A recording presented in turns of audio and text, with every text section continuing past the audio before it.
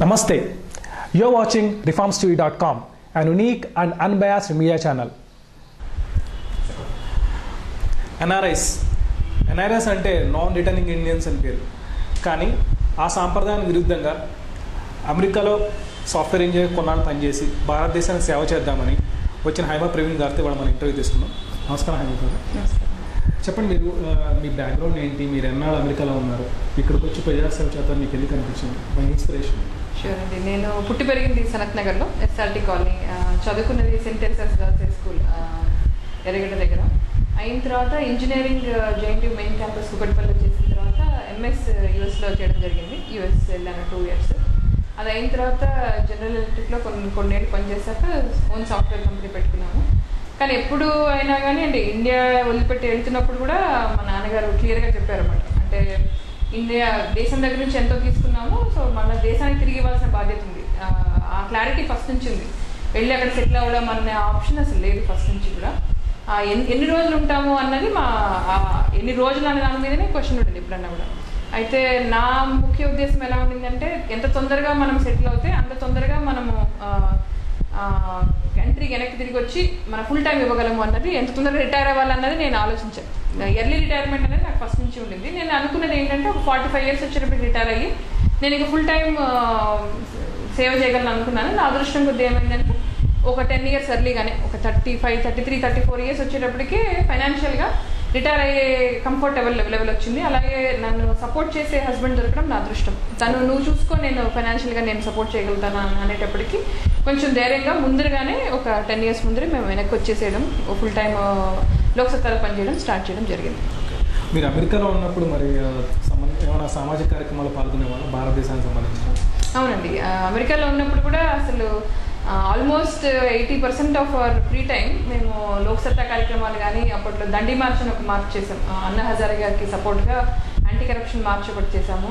తర్వాత 0 rupee currency notes print చేసి publish చేయడము. అట్లానే చెన్నై నుంచి ఒక ఐఏఎస్ ఆఫీసర్ వచ్చారనమాట. ఆయనని డిఎంకే గవర్నమెంట్ అప్పట్లో బలవంతంగా దింపేసింది. మంచి సిన్సియర్ ఆఫీసర్ అని ఆయన్ని సపోర్ట్ చేయడం. అంటే ఒక రీజన్ అని కాదు, ఎవరైతే సిన్సియర్గా మార్పు తీసుకురావాలి భారతదేశంలో అని ప్రయత్నించిన ఎటువంటి వాళ్ళైనా మేము ఫుల్ ఫ్లెడ్జ్గా సపోర్ట్ చేసాము. వాళ్ళని ఇన్వైట్ చేయడము యూఎస్కి, వాళ్ళ లెక్చర్స్ అన్ని చోట్ల పెట్టించడము.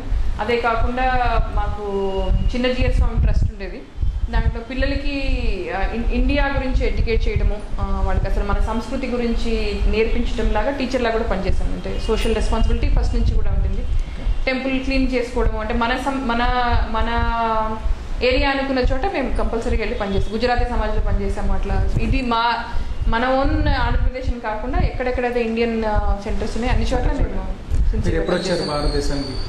మేము వచ్చి 1 year 3 months అయింది. లాస్ట్ 2011 మేలో రావడం జరిగింది. మీరు ఇక్కడికి వచ్చారు, మీరు లోక్సత్తా పార్టీలో ఉన్నారు. అంటే మీరు లోక్సత్తా పార్టీకి ఎందుకు జాయిన్ అయ్యారు? లోక్సత్తా పార్టీ అంటే 2008లో జేపీ గారు ఎలక్షన్స్లో నిలబడక ముందు ఫస్ట్ నాకు ఇంట్రడక్షన్ అయ్యింది లోక్సత్తా పార్టీ. ఎందుకంటే నాకు ముందు నుంచి కూడా సమాజ సేవ చేయాలంటే, సమాజంలో ఏదైనా మార్పు తీసుకురావాలన్నది ఖచ్చితంగా ఉండేది. మా ఇంట్లో డిస్కషన్స్ ప్రతిరోజు ఎలా ఉండేదంటే, ఏదైనా యాక్సిడెంట్ అయ్యి మా నాన్నగారు ఏదైనా యాక్సిడెంట్ అయ్యి చూసి ఇంటికి వస్తే దాని గురించి డిస్కషన్ అయ్యేది. అదే ఒక అంబులెన్స్ రాదు, వేరే దేశాల్లో యాక్సిడెంట్ అయిన 5 నిమిషాల్లోనే అంబులెన్స్ వస్తుందంట అని మా నాన్న చెప్పేవాడు. అంటే అప్పట్లో మనకు అంత ఇంటర్నెట్ లేదు, అప్పట్లో ఇన్ని ఛానల్స్ ఉండేవి కాదు. సో ఆయనకు ఉన్న విషయ పరిజ్ఞానం మాకు చెప్పేవాడు. అప్పుడు అనుకునేవాడు అదే మనకెందుకు ఇట్లా లేదని. ఆ డిస్కషన్ చాలా కామన్గా అయ్యాయి కాబట్టి ఇది మనకి రావాలి, ఎట్లా వస్తుంది అనేది నాకు అప్పట్లో ఆలోచన లేదు. పాలిటిక్స్తో సొల్యూషన్ అని నాకు తెలియదు.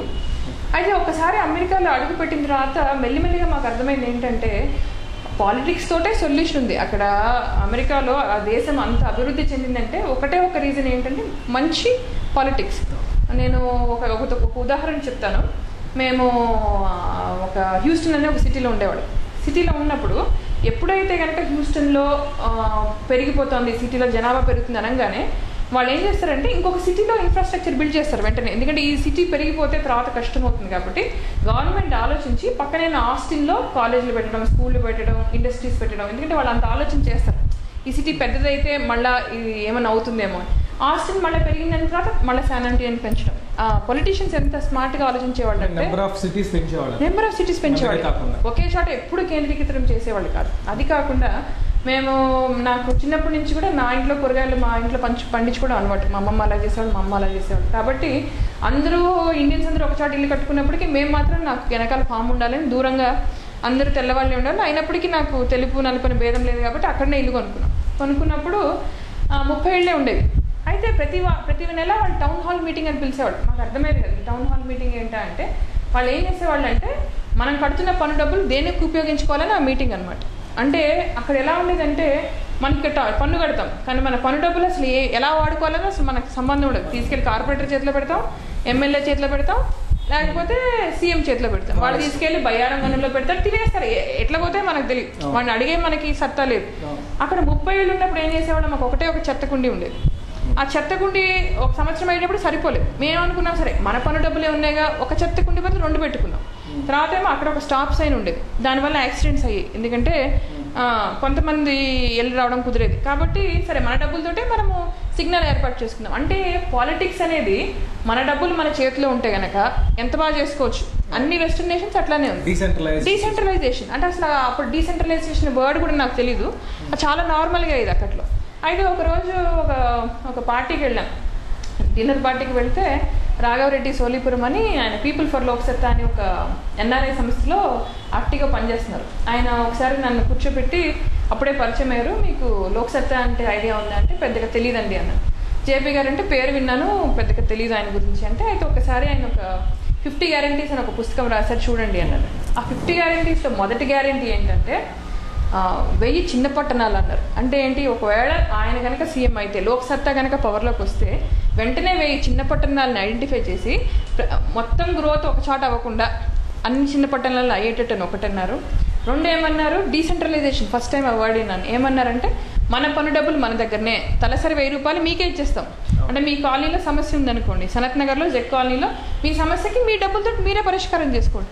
అసలు నాకు ఆశ్చర్యం వేసింది, అరే అంటే మనకి అమెరికాలో ఏం జరుగుతుందో ఈయనెవరో ఇండియాలో ఇంప్లిమెంట్ చేస్తానంటున్నారు. నాకు అప్పుడు అనిపించింది ఏంటంటే whoever is thinking like this, my country is safe in his hands అనిపించింది. అప్పుడు ఫస్ట్ టైం జేపీ గారి స్పీచ్ విన్నాను. అంటే ముందర అసలు 50 గ్యారంటీస్ అర్థం చేసుకున్నాక, లోక్సత్తా భావజాలం అర్థమయ్యి ఆయన ఆ భావజాలం నచ్చాక మనిషిని చూడడం జరిగింది. అప్పుడు జేపీ గారి స్పీచ్ విని ఓహో ఇలాంటి వ్యక్తి కూడా ఉన్నారా, ఇంత మంచిగా ఆలోచన చేస్తున్నారా. ప్లస్ మన తాతగారు ఫార్మర్, అంటే వ్యవసాయ కుటుంబం అనమాట. పాపం ఆయన వ్యవసాయం పూర్తిగా చెడిపోయి సిటీకి రావడం జరిగింది. ఆయన ఎంత బాధపడ్డారో నాకు తెలుసు. అంటే ఆయనకి 90 ఏళ్ళు వచ్చినప్పుడు కూడా నేను వెళ్ళి మళ్ళీ వ్యవసాయం చేసుకుంటాను, పిల్లలు మంచి మంచి స్థితిలో ఉన్నప్పుడు కూడా ఆయనకి అసలు తృప్తి ఉండేది కాదనమాట. ఎప్పుడెప్పుడు నేను మళ్ళీ వెళ్ళి వ్యవసాయం చేసుకుంటాను అని చాలా బాధపడ్డారు. ఆ వ్యవసాయానికి కూడా అసలు మంచి మంచి పద్ధతులు చెప్పారు జేపీ గారు. అంటే కోల్డ్ స్టోరేజ్ పెడదాము, మీ విత్తనాలు పాడవకుండా చేద్దాము. అంటే ఇంత మంచి భావజాలం ఉంది. ఇది తప్పకుండా సొసైటీని మారుస్తుందని అనుకున్నాను. అసలు నాకు అది పాలిటిక్స్ అని ఎప్పుడు అనిపించలేదండి. అంటే ఇది ఒక వజ్రాయుధం అని అనుకున్నాను లోక్సత్తాని. సో అట్లా నేను రావడం జరిగింది. ఈసారి 2014 ఎన్నికలు పోటీ చేస్తున్నారా? సనత్ నగర్ నియోజకవర్గం నుంచి. ఎందుకంటే నేను పుట్టి పెరిగిన నియోజకవర్గము, నాకు ఎమోషనల్గా కనెక్షన్ ఉంది. అంటే ఇది నాకు తెలిసిన ప్లేస్ అన్న ఒక ఫీలింగ్ ఉంది. కాబట్టి అదే విధంగా నేనైతే ఎట్లా ఇది నా నియోజకవర్గం అనుకున్నారో, నా ప్రజలందరూ కూడా మా అమ్మాయి అనుకుంటారు అనమాట. మా సనత్ నగర్ అమ్మాయి అని అనుకుంటారు. ఎందుకంటే నేను ఎప్పుడన్నా కాలనీలో రోడ్లో అది వెళ్ళినప్పుడు, వారి ఇంటింటికి క్యాంపెయిన్కి వెళ్ళినప్పుడు కూడా మా క్లాస్మేట్ వాళ్ళ మదరు, లేకపోతే మా స్కూల్ టీచరు, అసలు ఎవరో ఒకళ్ళు తగులుతారు అనమాట. మా చిన్నప్పుడు మా ఇంటి పక్కన ఉన్నవాళ్ళు. సో చాలా మీకు ఎలా అనిపిస్తుంది? అమెరికాలో ఉండొచ్చారు, ఇక్కడ రాజకీయాలు మీకు మరి ఎలా అనిపిస్తున్నాయి?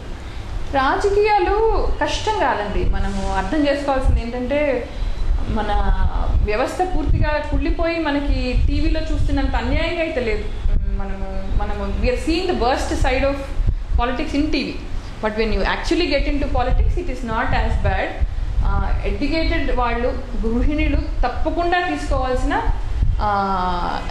ఆక్యుపేషన్ ఇది. ఎందుకంటే రావాలండి, అంత అన్యాయంగా కూడా ఏం లేదు. మీకు మంచి మంచి పీపుల్, అంటే లైక్ మైండెడ్ పీపుల్స్, దేశం మారాలి అనుకుంటే మంచి మనుషులు మీకు తప్పకుండా పరిచయం అవుతారు. మీకంటే ఇక్కడ రాజకీయాలు మెయిన్ డబ్బులు ఉన్న వాళ్ళే రాజకీయాలు కావాలన్నారు. సో మీకు మరి దాన్ని ఎట్లా మీరు ఎదుర్కొన్నారు, డబ్బులు అనే విషయం? అంటే ఇప్పుడు ఖర్చు ఉంటుందండి తప్పకుండా. ఇప్పుడు మా ఖర్చు చూసుకుంటే ఏ పని చేయకుండా మనం ఆఫీస్ రన్ చేయడానికి, ఇప్పుడు మాకు ఒక ఆఫీస్ 3 ఆఫీసులు ఉన్నాయి. 3 ఆఫీసులు రన్ చేయడానికి ప్లస్ ఎవరైనా వచ్చి పని చేస్తామన్నారు కానీ పాపం వాళ్ళకి మనం ఫుడ్ అరేంజ్ చేయాలి, వాళ్ళకి అకామిడేషన్ అరేంజ్ చేయాలి. అట్లా చేసుకున్న minimum to minimum expenses, basic expenses మీకు 40,000 to 50,000 పెట్టుకోవాలి. అది కాకుండా మేము ఒక 10 బహిరంగ సభలను ప్లాన్ చేసాం ఎలక్షన్స్ ముందర. ప్రతి బహిరంగ సభకి మీరు ఎంత తక్కువ ఖర్చు పెడదాం అనుకున్నా, అంటే మనము జనాలని డబ్బులు ఇచ్చి తరలించకపోయినా, మనము అడ్డదిడ్డంగా ప్రచారం చేయకపోయినా, బేసిక్ ప్రచారానికి మీకు ఎటు లేదన్నా 60 నుంచి 65,000 అవుతుంది ప్రతి నెల, ప్రతి సభకి. మీకు ఈ మినిమం 50,000 ఎక్స్పెన్సెస్ కాకుండా సభకి మీకు ఒక 60,000 అవుతుంది.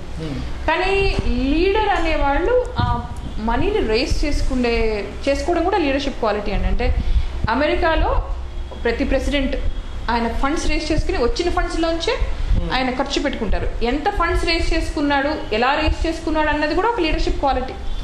అది మనకి ఇండియాలో కొత్త, కానీ మనము కొత్తదైనప్పటికీ నేర్పించాలి. సో నేను రేస్ చేసుకోగలుగుతున్నాను సక్సెస్ఫుల్గా. ఇప్పుడు మాకు సనత్ నగర్ డివిజన్ ఇన్ఛార్జ్ విజయ్ గారు అని ఉన్నారు.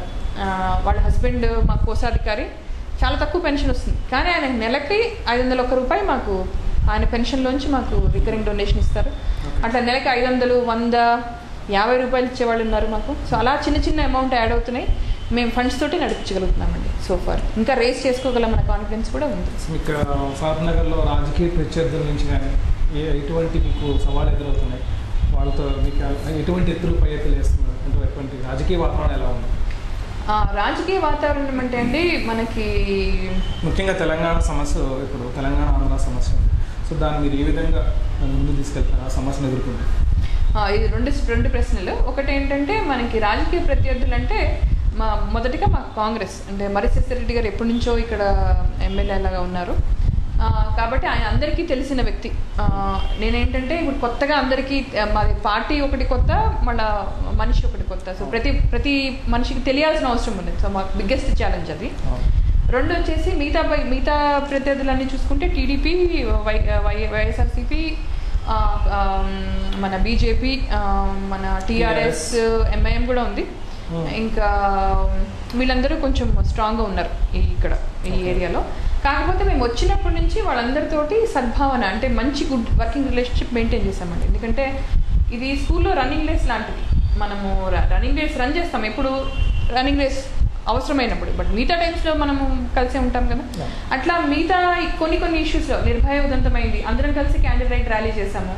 మొన్న తెలంగాణ ఫామ్ అవుతుంది అని ఒక స్టేట్మెంట్ రాగానే ఒక సద్భావన సదస్సు నేనే ఇనిషియేటివ్ తీసుకుని అందరినీ పిలిచి ఏమన్నాను, హైదరాబాద్లో ఉన్న మన వాళ్ళందరికీ, సనత్ నగర్లో ఉన్న మన వాళ్ళందరికీ మేమందరం హామీ ఇస్తున్నాం. ఏంటి, ఎవరికి ఎటువంటి అన్యాయం జరగదు, అంటే మీ నష్టం, అంటే మీకు భయాందోళన ఉండాల్సిన అవసరం లేదు అని చెప్పి అందరము ఎంఐఎం దగ్గర నుంచి కాంగ్రెస్, టీడీపీ, టీఆర్ఎస్, లోక్సత్తా వాళ్ళందరం ఒక స్టేజ్ మీదకి వచ్చి భయం పడాల్సిన అవసరం లేదని చెప్పారు. సద్భావన అయితే ఉన్నదండి. కాకపోతే పొలిటికల్ ఎత్తులు పై ఎత్తులు ఎప్పుడు ఉంటాయి. అంటే వాళ్ళు చెప్పొచ్చు, కొత్తగా వచ్చారు, ఎన్ని రోజులు ఉంటారో తెలీదు, అమెరికా నుంచి వచ్చారు, మేము ఎప్పటి నుంచో ఉన్నాము, మహిళ రేపొద్దున పోలీసులో స్టేషన్లో గొడవ అయితే ఆవిడ వస్తారా, మేమైతే వస్తాము. అలా మన సద్భావన ఉన్నంత మాత్రాన వాళ్ళు మనల్ని రాజకీయమే అది ఉంటుంది ఎప్పటికైనా. వాళ్ళు అన్నట్టుగా మీరు మరి గెలిపోవడంతో సంబంధం లేకుండా ప్రజలతో ఉంటున్నారా? ఎలక్షన్స్ తర్వాత మీకు కార్యాచరణ? గెలిపోవడంతో సంబంధం లేదండి. ఇప్పుడు ఒక సామెత ఉంది ఏంటంటే, జేపీ గారు ఎప్పుడు చెప్తుంటారు, ఒక రోడ్ వేసారట, అయితే పంచాయతీ పాలిటిక్స్ అంటారు. ఏంటంటే నేను రావట్లేదు కాబట్టి నేను వచ్చే వరకు నెక్స్ట్ 5 ఏళ్ళ వరకు రోడ్డు వేయించుకోకుండా నేను వచ్చాక వేపిస్తానట్టు ఎవడో అని. అలా ఉంటుంది. అది ఆ పద్ధతి కాదండి. ప్రజలకి మంచి జరగాలి, మనం ఉన్నప్పటికీ లేకపోయినప్పటికీ. ఇప్పుడు మేము లేము లోక్సత్తా, మనం ఇప్పుడు వీఆర్ నాట్ ఇన్ పవర్ అయినప్పటికీ ఇక్కడ ఒక పార్క్ మంచి కండిషన్లో లేదు. డెంగ్యూ వచ్చి బాబు చనిపోతే మేము ఆ పార్క్ మొదటి సమస్య అన్నమాట మేము పట్టుకుంటే అందరూ అన్నారు, అమ్మ మీరు ఎప్పటి నుంచో చూస్తున్నారు, 20 ఏళ్ళ నుంచి అవన్నీ పార్క్ మీరు ఇప్పుడు పట్టుకుంటే అవుతుందంటే, ఎందుకు అవ్వదండి దాంట్లో ఏముంది అని గట్టిగా పట్టుకున్నామంటే 6 నెలల్లో సమస్య తీరింది. అలానే మన బన్సీలాల్పేటలో ఒక 10 ఏళ్ల నుంచి స్లాబ్ వేశారు, పిల్లర్స్ వేసి వదిలేశారు, అది అవ్వలేదు. మేము వాళ్ళకి అదే చెప్తున్నాం, అమ్మ మేము పట్టుకుంటాం, అందరినీ అడుగుతాం, మీరందరూ కూడా కలిసి రండి, పేరు ఎవరికి వస్తే ఏమైంది చేద్దామని అందాము. అది సద్భావనతోటి వెళ్ళాలండి. పేరు మనకే రావాలి అంటే మంచి జరగాలి అని అనుకోవడం మంచిదే, కానీ మంచి నా వల్లనే జరగాలి అనుకుంటే చాలా నాశనం అవుతుంది ఇండియా. ఆ యాటిట్యూడ్ నాకు లేదండి. ప్లస్ సనత్ నగర్ నాదే. నేను చిన్నప్పటి నుంచి అనుకున్నాను ఎలక్షన్స్ ముందు నాదే, తర్వాత కూడా నాదే అవుతుంది. కాబట్టి ఎలక్షన్స్లో రిజల్ట్స్తో సంబంధం లేకుండా తప్పకుండా సమస్యల మీద పోరాటం చేస్తాను. సో మీలాంటి వాళ్ళు రాజకీయాల్లో రావాలని, ఎన్ఆర్ఐస్ కానీ డెవలప్మెంట్ మైండ్ రావాలి కోరుకుంటున్నాం. All the best. Thank you so much అండి.